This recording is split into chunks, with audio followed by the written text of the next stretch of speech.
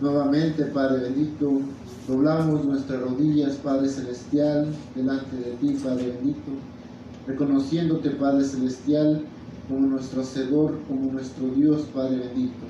Y te damos, Padre bendito, la digna alabanza, Padre, y adoración que mereces, Padre celestial, esperando, Padre bendito, que sea recibida, Padre celestial, como un olor agradable, Padre bendito.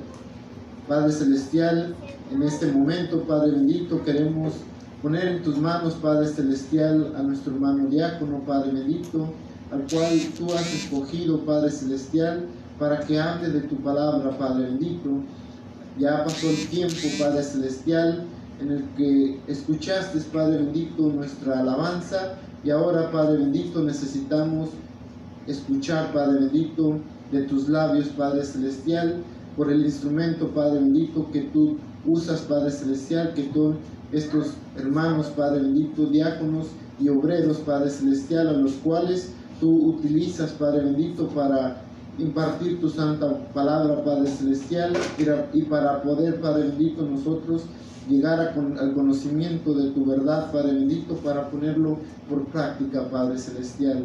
Te pedimos, Padre bendito, que tú le des sabiduría a nuestro hermano, Padre celestial, y que todo, Padre celestial, lo que tú has puesto en su corazón, Padre bendito, podamos nosotros tener ese corazón entendible, Padre celestial, un corazón blando, Padre bendito, para poder entender, Padre celestial, y poder ser redarguido por tu palabra, Padre celestial. Te lo ponemos en tus manos, Padre bendito, así como cada uno de nosotros, que vamos a estar escuchando atentamente el mensaje, Padre bendito, que tienes preparado para cada uno de nosotros. En tus manos, Padre bendito, lo encomendamos y nos encomendamos haciéndolo en ese nombre santo y bendito, que es tu Hijo amado Jesucristo, nuestro Señor y nuestro único y suficiente Salvador. Amén. Amén.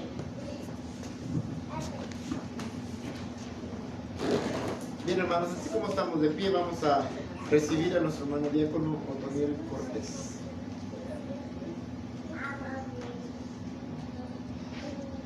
Amada Iglesia de Dios, paz a vosotros. A vos paz. Tengan la bondad de acomodarse, hermanos, gracias. Es siempre un privilegio, hermanos, el poder estar aquí con ustedes recibiendo el Día Santo de nuestro Dios. En esta oportunidad que nuestro Padre Celestial nos da para poder recibir este Día Santo, de poder acatar el cuarto mandamiento y estar en comunión con Él desde el inicio de este Día Santo, y que podemos cantarle, que tenemos el tiempo, la oportunidad, la libertad, el deseo, el ánimo de alabar a nuestro Dios, de ser agradecidos con todo lo que nuestro Padre Celestial nos da, y que nos da esta oportunidad de estudiar su bendita palabra.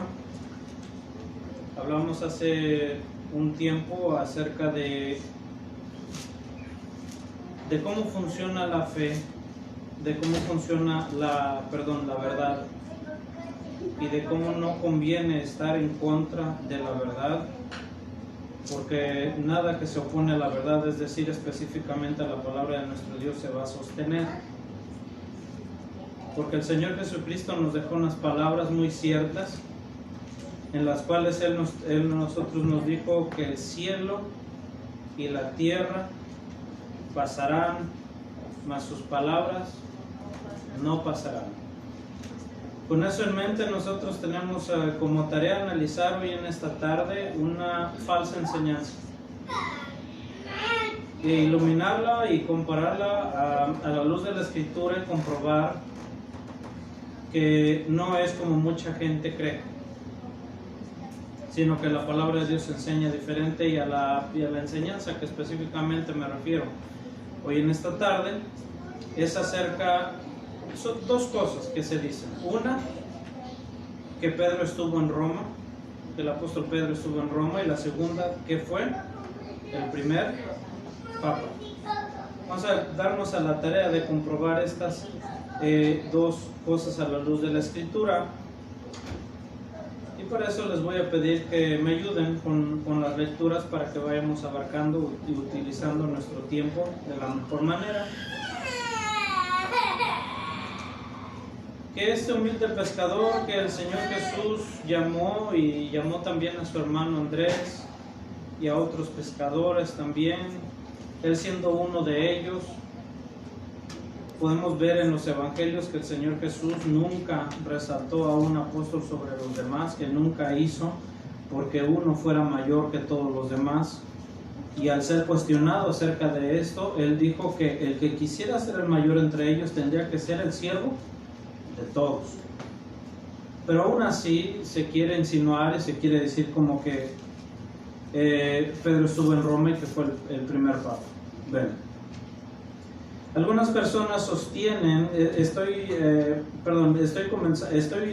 compartiendo con ustedes esto que es un extracto de un estudio muy antiguo, y lo comparto con ustedes para que todos lo podamos tener y todos tengamos esta valiosa enseñanza.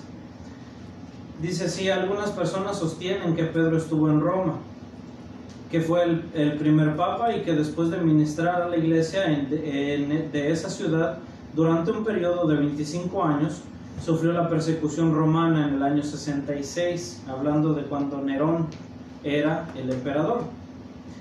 Todas las fechas que se citan en este artículo corresponden a nuestra era.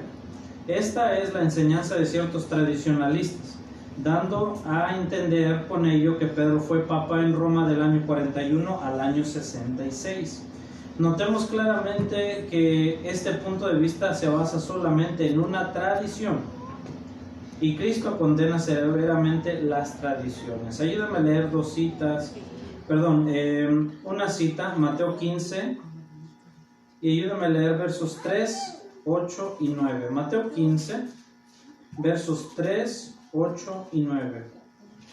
Dice Mateo 15, versículo 3, dice: y él respondiendo les dijo: ¿por qué también vosotros traspasáis el mandamiento de Dios por vuestra tradición? Verso 8: este pueblo de labios me honra, mas su corazón lejos está de mí. Amén. El 9 también, hermano, por favor. Verso 9 dice: mas en vano me honran, enseñando doctrinas y mandamientos de hombres. Amén. Amén. Cuando hablamos de doctrinas y mandamientos de hombres, tiene otra palabra que se utiliza. Una palabra en la que resume esto. Y doctrinas y mandamientos de hombres sería la definición de dicha palabra. ¿Cómo es esa palabra? Dogma. ¿Sí? Un dogma es una enseñanza y algo establecido a lo cual se exige obediencia, impuesto ¿por quién? Por el ser humano. ¿Sí? Entonces, con este versículo podemos decir confiadamente que Dios no está de acuerdo con los dogmas. ¿Podemos decirlo confiadamente? Sí, desde luego que sí. Los imponga quien los imponga, ¿sí? Sean judíos, sean alguien más, los dogmas no los respeta Dios, ¿sí? Sino que los condena. Aquí dice: este pueblo de labios me honra, haciendo referencia a Isaías 29:13.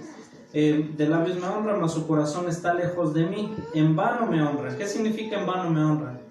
Sin ningún provecho, sin ningún propósito, sin ninguna validez, enseñando doctrinas y mandamientos de hombres. Bien, continuamos. Para destruir esa tradición, hagamos un poco de historia y veamos lo que la Biblia nos dice al respecto, a fin de discernir si en verdad Pedro estuvo en Roma del año 41 al año 66. ¿Le interesa saber si de verdad estuvo? Nos interesa. Dice, según el capítulo 12 de los Hechos, Pedro, preso en Jerusalén en el año 44. ¿Sí? Dato histórico. Cabe recalcar que a pesar de que estos libros que han entrado en lo que es el canon sagrado del Nuevo Testamento, lo que es los 4 evangelios, Mateo, Marcos, Lucas, Juan, el libro de los Hechos, estos 5, a pesar de ser incluidos en lo que es el canon sagrado y por ende reconocidos como inspirados divinamente, son reconocidos por los historiadores serios como documentos históricos válidos. ¿sí? Entonces no solamente son libros inspirados divinamente, sino que están históricamente reconocidos como correctos y como válidos, y cualquier historiador serio los toma en cuenta como tal. Entonces vemos que del 41 al 66 se supone que Pedro, ¿en dónde estaba? En Roma. Y si está desde el año 41, ¿qué hace preso en Jerusalén en el 44? ¿Coincide o no coincide el dato? No coincide. Continuamos. 8 años después, en el año 52, Pedro asiste al concilio celebrado en Jerusalén, tal como leemos en Hechos 15 del 7 al 12. Ayúdenme a leer eso, Hechos 15 del 7 al 12.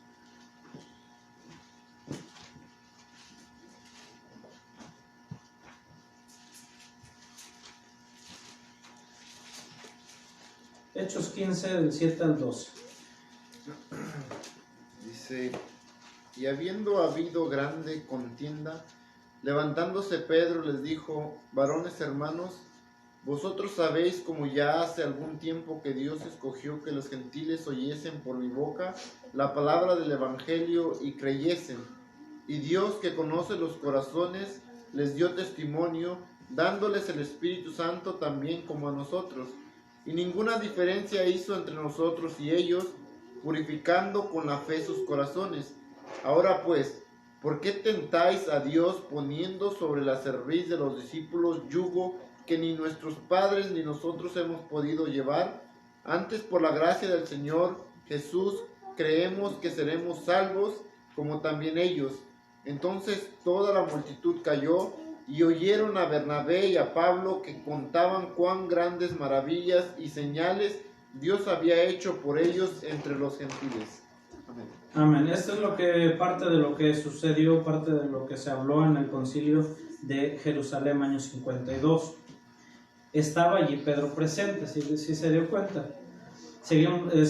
Continuamos. Dice: en los siguientes versos de este mismo capítulo, Jacobo ratifica la asistencia de Pedro en el concilio mediante la sentencia que le da ahí a los reunidos. A eso lo puede ver usted del verso 13 en adelante. Lo puede apuntar en su tiempo a estudiarlo. Al siguiente año, Pedro va a Antioquía. Allí es reprendido por Pablo a causa de su integridad. ¿Sí recuerda este acontecimiento? Acerca de lo de la circuncisión, y que había un grupo de personas que promovían la circuncisión y que predicaban que la circuncisión todavía era válida, que la tenían que hacer, y no solamente iban con los hermanos que eran judíos, sino que iban precisamente con los gentiles, y querían como apartar a los que no estuvieran de acuerdo con ellos. Y entonces Pedro comenzó con esta conducta que era de una forma cuando estaba con los hermanos que antes de ser de la iglesia fueron gentiles, y después era diferente con los hermanos que antes de llegar a la iglesia eran judíos. Entonces a eso es a lo que se refiere de la integridad de Pedro. Esto, continuamos, esto lo podemos comprobar en el capítulo 2 de Gálatas, ¿sí? Ahí es donde habla extensamente de esto y que lo reprendió porque su conducta era de condenarse. Dice: en el año 58 Pablo escribe la epístola a los romanos. Esta es la prueba más contundente, porque la epístola a los romanos, precisamente, ¿qué significa eso? Epístola a los romanos. El nombre completo es Epístola del apóstol Pablo a los romanos. ¿A qué se refiere eso? Que el apóstol Pablo está escribiendo una epístola que significa carta a la iglesia que se encuentra en Roma. Por lo tanto, ¿Pedro es parte de la iglesia? Desde luego que sí. Es uno de los cimientos, digamos, tomarlos a ellos, a los 12 apóstoles, como sus cimientos de lo que es la iglesia. Simbólicamente, digamos, está allí desde el principio, elegido por el Señor Jesús. Por lo tanto, si Pedro estuviera en Roma, el apóstol Pablo, entre todos sus saludos, debería de incluirlo, ¿cierto? Pero si no lo incluye, ¿por qué es? ¿Porque tiene una enemistad con él? ¿Por alguna cosa? No, simplemente porque Pedro no estaba allí. Miren, vamos a leerlo. Pablo escribe la epístola a los romanos, pero en ella no hace mención de Pedro, y sí de los 24 dirigentes o colaboradores de la iglesia en Roma. Lo puede leer usted, ayúdenme a leer Romanos 1:7. Ya leímos todo lo que es Romanos 16, del 1 al 15, pero ¿cómo dice Romanos 1:7? A todos los que estáis en Roma, amados de Dios, llamados santos, gracia y paz tengáis de Dios nuestro Padre y del Señor Jesucristo. Amén. Amén. Entonces, supongamos que el apóstol Pedro sí era el Papa. Y supongamos que sí estaba en Roma. ¿No sería algo muy irreverente del apóstol Pablo no saludar al Papa? Sería un escándalo que no saludara al Papa. Sin embargo, ¿lo saluda o no lo saluda? No lo saluda por diferentes razones. Una, Pedro no estaba en Roma, no era parte de la congregación de Roma. Él tenía su sede, su congregación del apóstol Pedro era Jerusalén.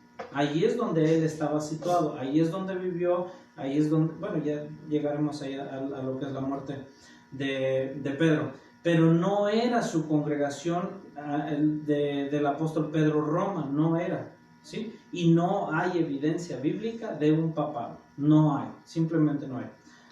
Seguimos avanzando.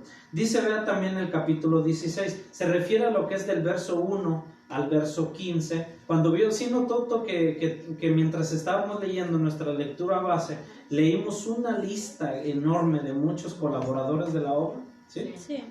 Tanto hombres como mujeres, porque las mujeres ayudaban en una cosa, los hombres en otra cosa. El caso es de que la iglesia se extendía por la labor de todos estos hermanos. Menciona a Priscila y Aquila, que eran una pareja que a donde quiera que andaban siempre iban juntos y eran evangelistas, es decir, trabajaban en lo que es la predicación del evangelio, evangelizando a las personas. Le ayudaron mucho a Pablo y Pablo les reconoce que incluso ellos arriesgaron su vida por ayudarlo a él y todo, pero menciona la lista grande de personas, y entre esa lista, ¿miró usted el nombre del apóstol Pedro? No, está ausente, ¿sí? Resalta por su ausencia, ¿sí? Bien, seguimos avanzando. Dice, vean el capítulo 16 de este libro.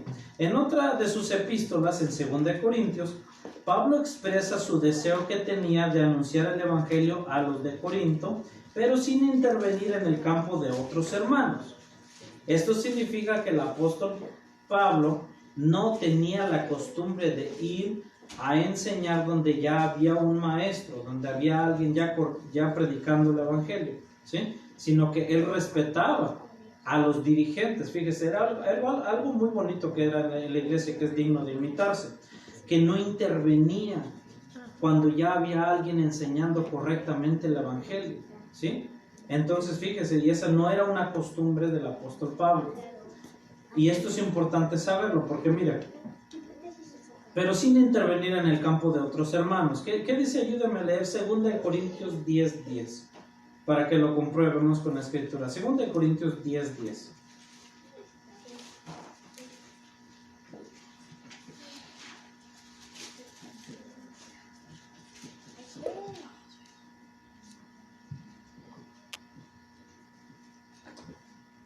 Porque a la verdad dicen, las cartas son graves y fuertes, mas la presencia corporal flaca y la palabra menospreciable.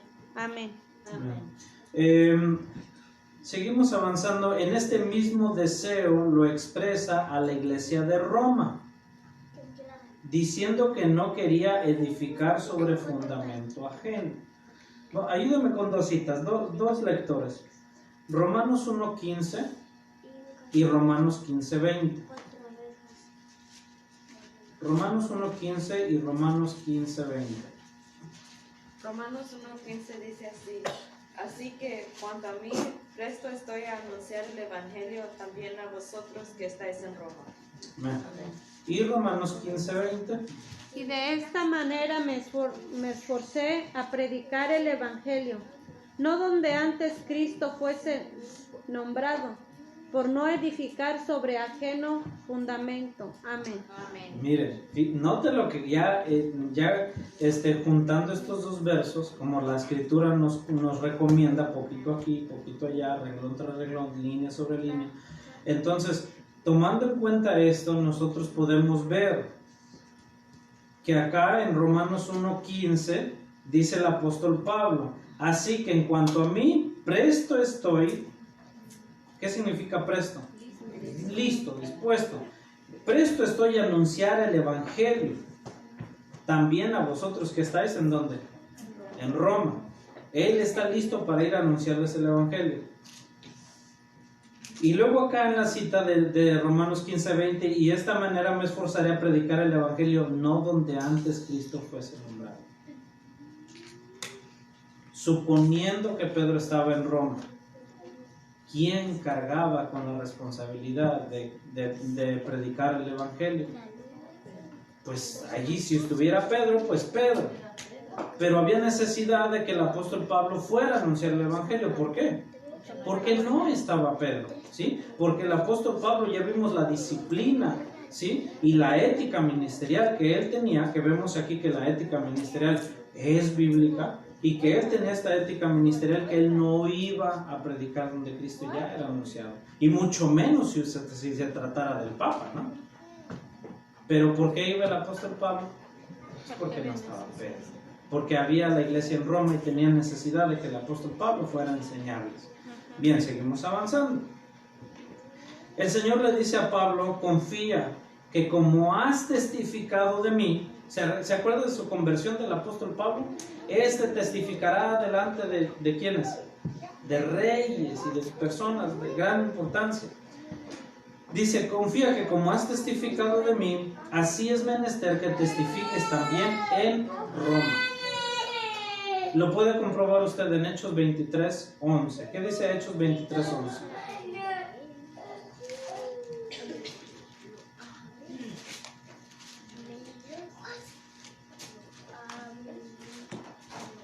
Dice: y la noche siguiente, presentándosele el Señor, le dijo: confía, Pablo, que como has testificado de mí en Jerusalén, así es menester testifiques también en Roma.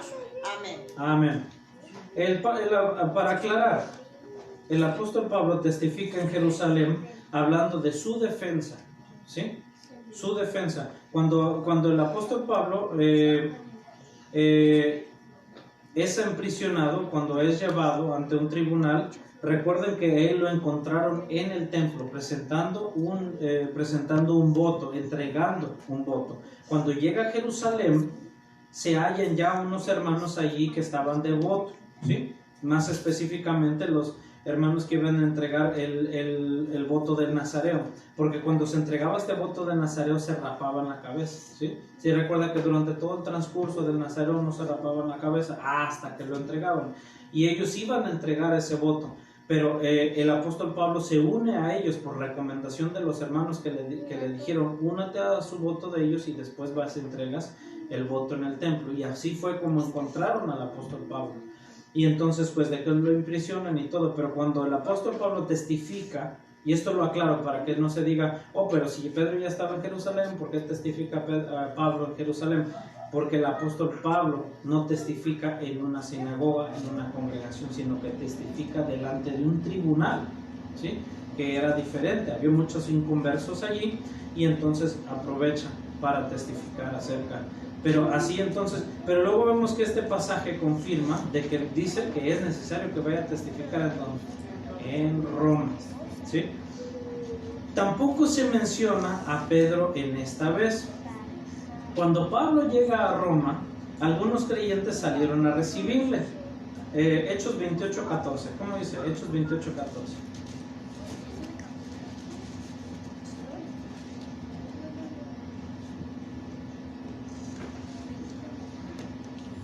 Hechos 28:14, donde habiendo hallado hermanos, nos rogaron que quedásemos con ellos 7 días y luego vinimos a Roma. Amén.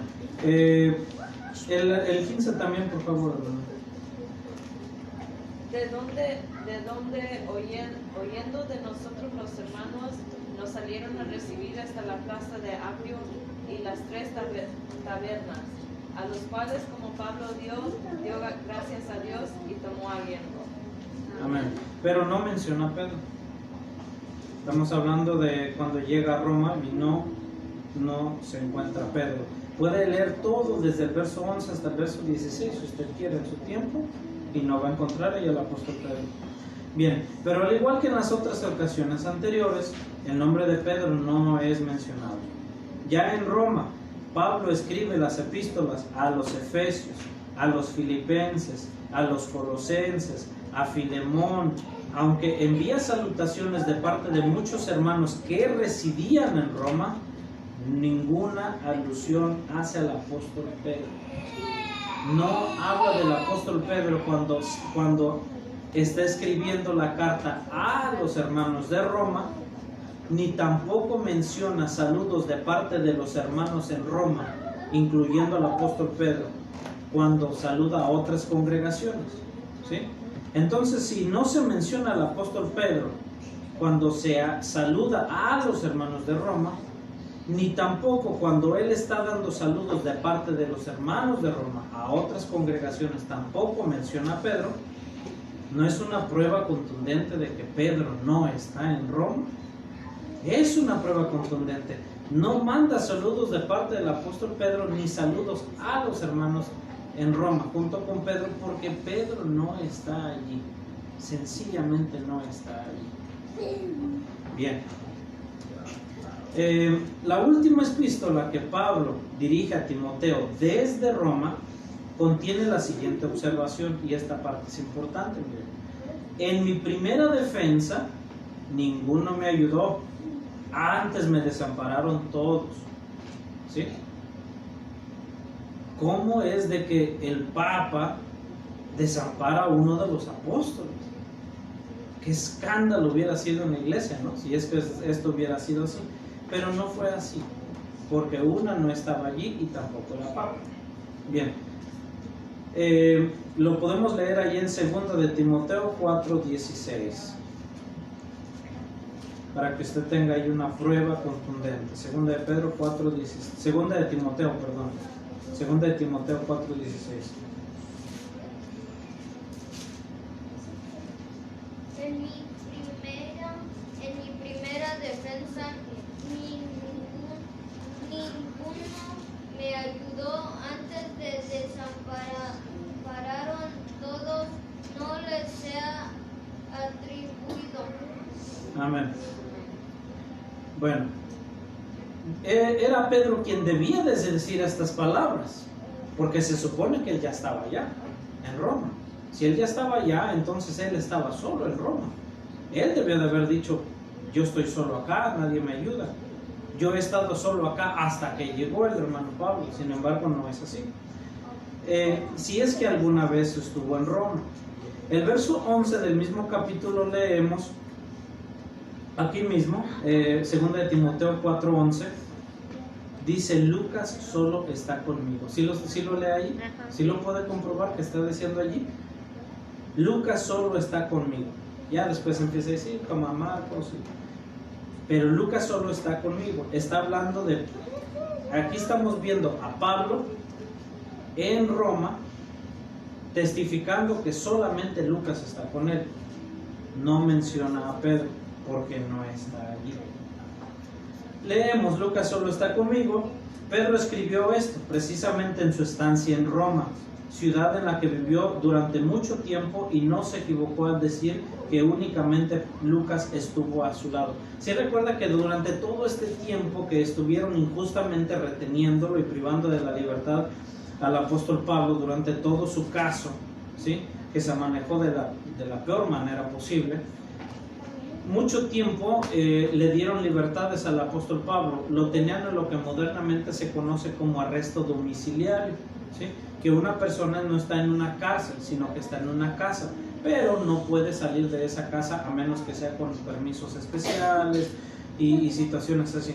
De la misma manera, el apóstol Pablo estaba siendo retenido en Roma, en una casa, estaba en un lugar donde le permitían que lo visitaran y donde permitían que recibiera correspondencia y enviara correspondencia, y así es como le mantenían esos privilegios hasta que llega uno de, digamos, todos los emperadores fueron malos, pero uno de los peores fue Nerón, que pues entonces manda a ejecutar al apóstol Pablo, como sucede.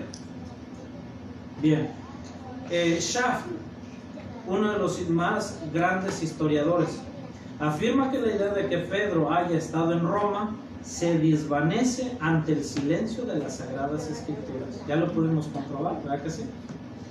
Refiriéndose especialmente a la epístola a los romanos. Después de haber considerado este punto en forma amplia y por separado, llegamos a la conclusión de que Pedro nunca estuvo en Roma. ¿Está usted de acuerdo? Amén. Así es, simplemente nunca estuvo en Roma Pedro. Viajó a Antioquía y conoció a otras iglesias, pero no hay evidencia bíblica de que jamás haya estado en Roma. Bien, ahora, el título de nuestro tema tiene un título y tiene un subtítulo, ¿sí? El título es Pedro nunca estuvo en Roma, ¿sí? Ya pudimos comprobar eso, ¿sí? Ya puede usted tener sus datos históricos y las citas bíblicas con las que usted puede comprobar eso. Ahora, el subtítulo es Ni nunca fue papa, ¿sí? Y vamos a ver si nos alcanza el tiempo para ver eso. El segundo punto es la pretensión tradicional de los sacerdotes católicos, la cual sostiene que Pedro fue el primer papa. Y si fue el primer papa, como ellos dicen, lo cual es mentira, fue un papa muy desobligado, ¿sí? Porque desamparó a Pablo, lo dejó abandonado, no hacía nada en todas las circunstancias que estaban sucediendo con los hermanos de Roma, no se hablaba de su trabajo, nada. Pero es que no es así, ¿sí? Porque simplemente el apóstol Pedro, no estaba ahí. Dice, y además que fue quien edificó la iglesia romana. Ambos argumentos son una teoría sin fundamentos en la palabra de Dios. Analicemos aquí las palabras de Jesús mismo, que se hallan en Mateo 16, versos del 17 al 18. Mateo 16, versos del 17 al 18. ¿Cómo dice? Mateo 16, versos del 17 al 18. Entonces, respondiendo Jesús, le dijo: Bienaventurado eres, Simón, hijo de Jonás, porque no te lo reveló carne ni sangre, mas mi Padre que está en los cielos.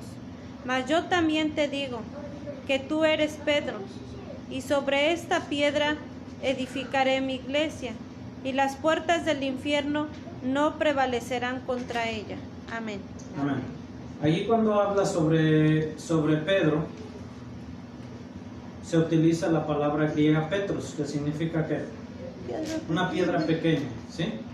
Y una piedra pequeña que, por decirlo, nosotros en nuestro idioma muchas veces puede haber en el castellano una variación, podemos llamarle piedra tanto a algo pequeño como a algo grande, ¿sí?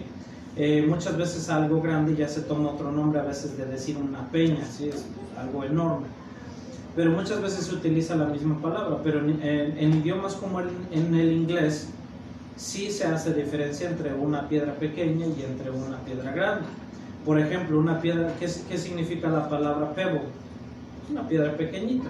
Ahora, ¿qué significa la palabra boulder? Significa una piedra de tamaño enorme. Lo mismo es en el griego. Petro significa una piedra de tamaño pequeño, sin embargo, Petra es una piedra de tamaño grande. Y ahí está la diferencia. No está hablando de Petros, una piedra pequeñita, como un fundamento, sino que está hablando de una Petra, una piedra grande, sobre la cual sí se puede fundar. Y Deuteronomio 32 nos dice que esa piedra es Dios. Bien. En la versión católica de Nácar y Colunga dice: y Jesús respondiendo dijo: bienaventurados tú, Simón Barjone, porque no es carne ni sangre que te ha revelado estas cosas, sino el Padre mismo que está en los cielos. Y yo te digo a ti que tú eres Pedro. Pedro en griego es Petros, que significa piedra pequeña. Y sobre esta piedra que te ha revelado esto, edificaré tu iglesia. Cuando dice y sobre esta, en el griego, en el original griego es litos, que significa una piedra de tamaño grande, la cual representa a Dios, el Padre, el que reveló a Pedro quién era Jesús. Y sobre la piedra, el Padre mismo, edificaré mi iglesia. Por eso se llama iglesia de ¿qué? Iglesia de Dios, y no iglesia de Pedro, iglesia de Dios. Lo podemos ver 1 Corintios 10:32, 1 Corintios 11:22, 1 Corintios 15:9, Gálatas 1:13 y muchos otros versos que hablan acerca de la iglesia de Dios. Amén. Jesús tampoco puede ser el fundamento de la iglesia. Hay dos fundamentos, porque hay dos edificios, la iglesia y el evangelio, ¿sí? El Señor Jesús sí es el fundamento del evangelio, pero de la iglesia el fundamento es Dios, ¿sí? Cabe recalcar eso, para que no confundir una cosa con la otra.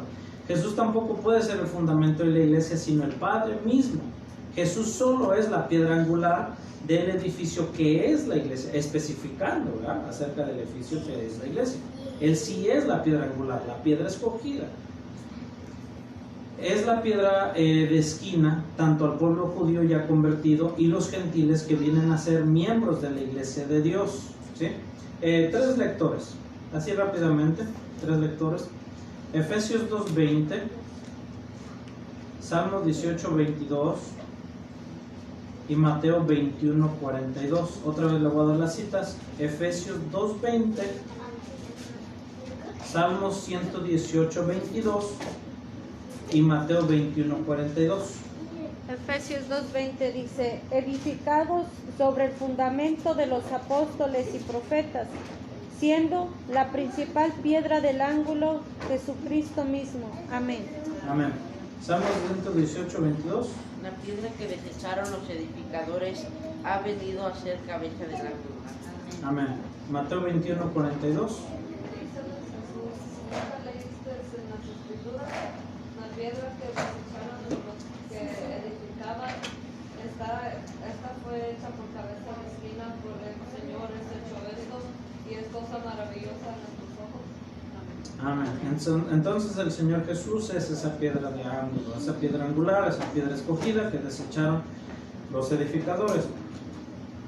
En 1 Corintios 3:11 dice que nadie puede poner otro fundamento que el que está puesto, el cual es Jesucristo. Pero si usted lee todo el capítulo, verá que no se refiere al fundamento de la iglesia, sino al fundamento de toda predicación, ¿sí? Pero en cuanto al edificio o estructura de la iglesia, no puede ser Jesús el fundamento y al mismo tiempo la piedra angular o esquina de edificio. Por eso es necesario especificar el fundamento de la iglesia, el fundamento del evangelio. Aún Pedro en sus propias epístolas no hace referencia que de alguna vez haya estado en Roma. Si leemos las 2 epístolas de Pedro, tanto la primera como la segunda, ¿alguna vez menciona que él está o estuvo o estará en Roma? No lo va a encontrar usted. Dice de que haya sido papa, tampoco lo dice. O representante de Cristo, tampoco lo dice. Piedra angular, no lo dice. O cosa por el estilo, y eso realmente nos extraña. Nos extraña porque si fuera cierto que él fuera el papa, Pedro lo diría, ¿no? Pedro lo diría, sería su obligación presentarse como el obispo de obispos, algo por el estilo, ¿no? Pero nunca vemos tal cosa. Dice ya que él sería el más indicado para referir el hecho de haber sido papa en Roma. Si Pedro lo hubiera dicho en ninguna de sus cartas, hubiera sido prueba suficiente e una prueba irrefutable. Pero no lo dice, ¿sí? Sin embargo, es una falsa enseñanza que entre más se analiza la escritura, más se desborona. Ninguno de los otros apóstoles lo reconocen como papa o como el fundamento de la iglesia. Esto sería crucial, ¿no? Que los apóstoles por lo menos lo reconocieran como el papa, pero no es así. Tampoco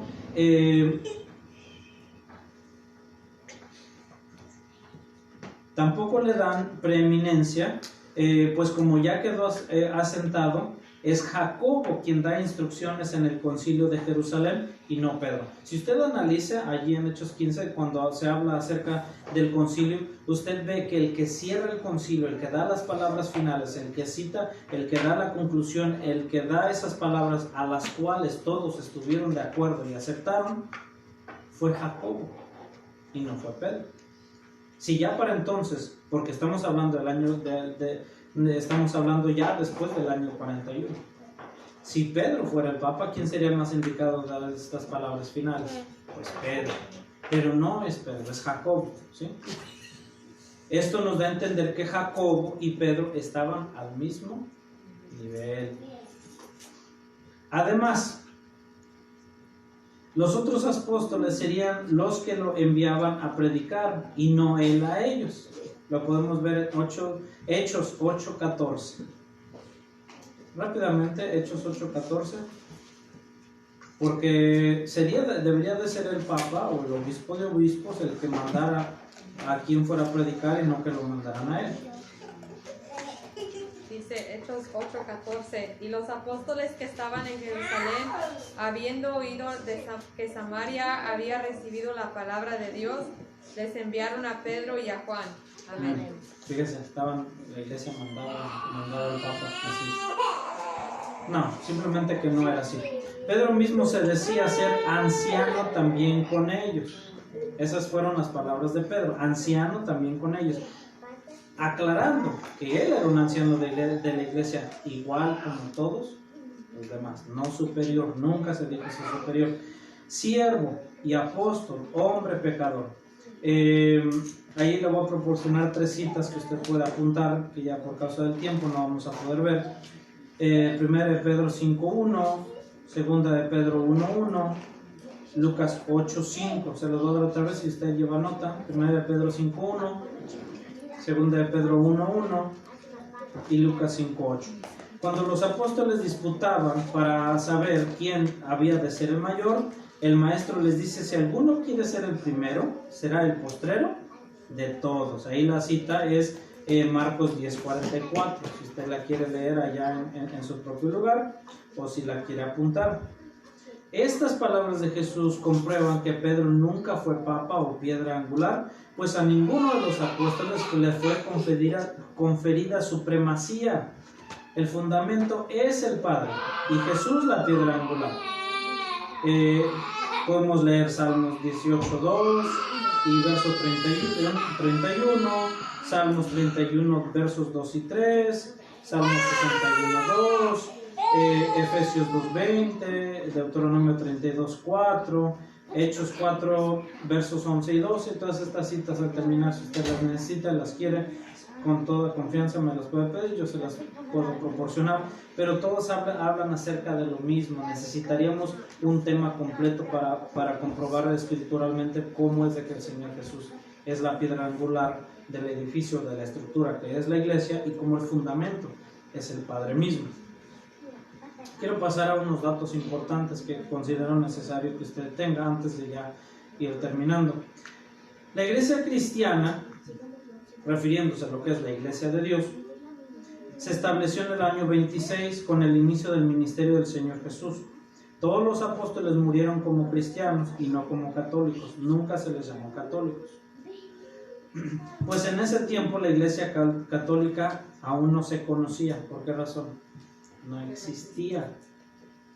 Ya que esta fue establecida en Roma, ¿sí? Ya muchos años después. Se comienzan los primeros esfuerzos, año 325, comienza Constantino a los primeros esfuerzos y todo esto. El emperador romano Constantino el Grande, 13 años después de su supuesta conversión al cristianismo, sin bautismo, o sea, verbalmente él se decía ser cristiano, aunque sus hechos denotaban totalmente lo contrario. Durante los 2 primeros siglos, los obispos de la iglesia se reunían en Jerusalén, Antioquía, Corinto, etcétera, donde había iglesia, pero todos con la misma categoría. Fue hasta el siglo III en adelante cuando el obispo de Roma comenzó a adquirir poder, pues el emperador Valentino III decreta a los obispos del occidente deben de obedecer a los obispos de Roma. Allí comienza, ¿sí?, a contaminarse todo esto, comienzan los primeros esfuerzos. En el año 254, Cipriano proclama que el obispo de Roma se adjudica el título de tener la sucesión papal. En cambio, el emperador Focas, en uno de sus decretos, concede a Bonifacio III el decreto de convertirse en el primer papa, pero esto sucede 500 años después de la muerte de Pedro. Dos monjes franciscanos de la Iglesia Católica, Fray P.G. Bagatti y Fray J.T. Milik, descubrieron el sepulcro de Pedro en el Monte de las Olivas, en Jerusalén, en el año 1950. Esta noticia fue llevada directamente al Papa Pío XII, pero por razones comprensibles no se publicó, pues obviamente, ¿verdad? Atentaba en contra de su historia falsa. Es hasta que después de la muerte de Pío XII en el año 1958, cuando se hace público el descubrimiento del sepulcro de Pedro, en un libro italiano titulado Gli Scavi dei Dominicus Flevit. También el reverendo Pablo Pedro publica el descubrimiento en su libro El sepulcro de Pedro recientemente descubierto en Jerusalén. Todas las excavaciones que al correr de los años fueron hechas en los alrededores de Roma para sostener esta falsa tradición de la Iglesia Católica no han podido trasladar la tumba de Pedro ni sus restos. Cuando los monjes franciscanos arriba mencionados descubrieron que el sepulcro de Pedro en Jerusalén, hecho que destruye el argumento falso y tradicional de los romanos, la Iglesia Católica comenzó a propagar que los huesos de Pedro fueron encontrados en el Vaticano, convenientemente. Fíjese. Esta falsa y calculadora propaganda se ha venido propalando en el tiempo, de tiempo en tiempo por la Iglesia Católica para inculcar en el corazón de los incautos, le hace fieles, sus fábulas y sus mitos. Reproducimos aquí lo que se publicó en el Daily Telegraph en 19 de febrero de 1965 bajo el título de Los restos de Pedro hallados en el Vaticano. Parece ser que los huesos de Pedro fueron hallados en un recóndito lugar que está bajo la Basílica de San Pedro en Roma, según el libro de la profesora Margarita Guarducci, publicado hoy por la prensa del Vaticano. La profesora Guarducci describió osadamente cerca de la tumba vacía y de las primeras investigaciones se deduce que esta perteneció a un hombre de 60 o 70 años aproximadamente. Los restos, incluyendo partes del cráneo, parecen haber estado envueltos en tela púrpura entretejida con hilos de oro, de la que aún se conservan algunos fragmentos. En el muro tras el cual estaban los huesos se observaba la siguiente leyenda: aquí yace Pedro. ¿Usted lo cree? No. San Pedro, ¿verdad?, como le llaman ellos, San Pedro no tenía hermanos ni hermanas que fueran profesores. Sus hermanos y hermanas eran humildes pescadores, igual que él. La profesora Guarducci y el profesor Correnti están íntimamente ligados a la fábula de San Pedro, pero no a su familia en Cristo. En la Iglesia Católica hay un número de profesores, en especial mujeres, quienes sostienen este mito romano. Hay también millones de personas que creen ciegamente en sus mentiras, sin considerar la historia y la palabra de Dios, que nos dice escudriñarlo todo y retener ¿qué? Lo bueno y desechar lo malo. Y nos dice también escudriñar las Escrituras, porque a vosotros os parece que en ellas tenéis la vida eterna, como lo dice 1 de Tesalonicenses 5:21 y Juan 5:39. Con esto, hermanos, podemos confiadamente concluir y aceptar y reconocer que siempre la palabra de Dios nos va a iluminar y nos va a demostrar la verdad, y que la verdad es una, y que la verdad no es maleable, no se puede cambiar, no se puede alterar, no se adapta a los tiempos, ni a las tradiciones humanas, ni a los movimientos humanos, nada, sino que podemos confiadamente, ¿sí?, confiar en la verdad. porque siempre nos va a llevar a Dios, siempre nos va a iluminar, siempre nos va a aclarar, ¿sí? No se equivoca el Salmo 119, el verso 105, cuando nos dice: lámpara es a mis pies tu palabra y lumbrera a mi camino. Les agradezco su tiempo, hermanos, y su atención. Les pido que por favor se pongan de pie, y en esa posición vamos a recibir a nuestro hermano obrero Noel Galindo, que nos preside, deseándoles, hermanos, que el Señor les bendiga. Pasa a vosotros. A vos, Padre, que Dios te bendiga.